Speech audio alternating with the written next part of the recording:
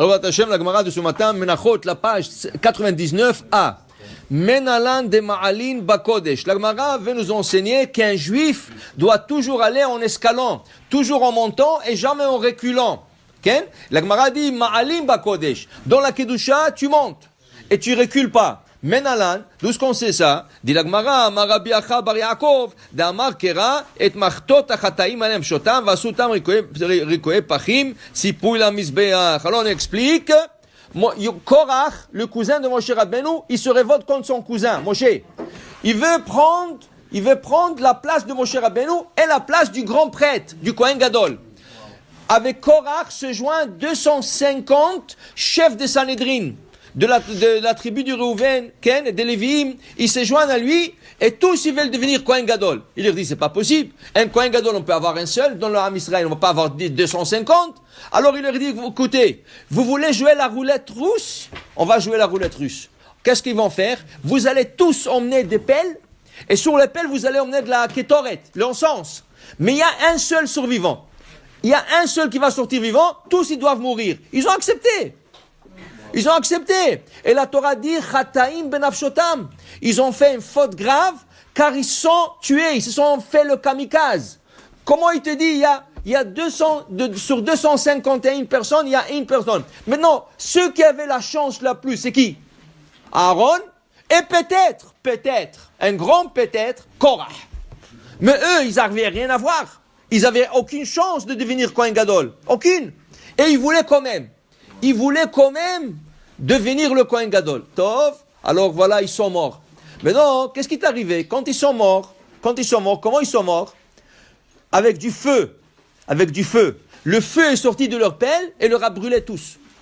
Maintenant, le feu sont restés. Le pelle était en cuivre. Normalement, on aurait pu prendre les pelles et les laisser là-bas ou les enterrer.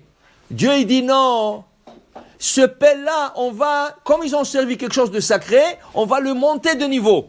Comment on va le monter de niveau? D'abord, tu vas ramasser, il dit à Aaron, tu vas ramasser les 250 pelles et tu vas le fondre. Pas Aaron l'a fait, c'est son fils qui l'a fait.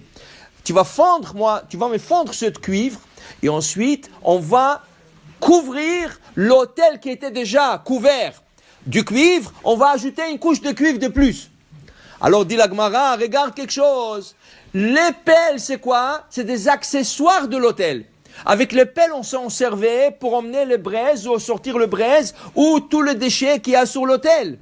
Maintenant, ces pelles ont été fondues et recouvrir l'autel. Ils sont devenus l'autel lui-même, un plus haut niveau. De pelles, ils sont devenus autel. Alors, qu'est-ce que tu vois? On ne jette pas, on monte de niveau.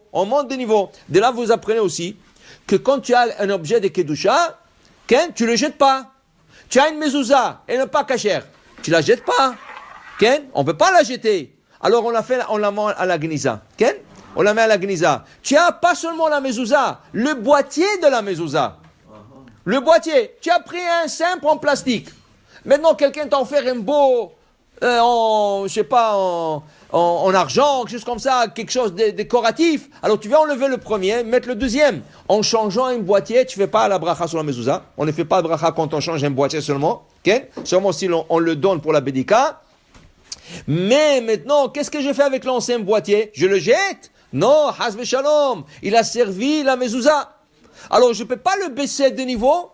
Alors la seule chose que je peux le faire, c'est le mettre à la Geniza. Geniza, ça veut dire que je l'envoie pour être enterré, pour qu'il ne soit pas dénigré comme il a servi une mitzvah. Alors la même chose, un juif, quand tu étais dans un niveau et tu veux escaler, tu dois monter un niveau, tu ne dois pas reculer. Ma'alim bakodesh. Tu montes de niveau et tu montes pas et tu baisses pas de niveau. Pour dire, c'est très important que toujours on soit en train de... Alors c'est ça qui dit Hachem à Yecheskel.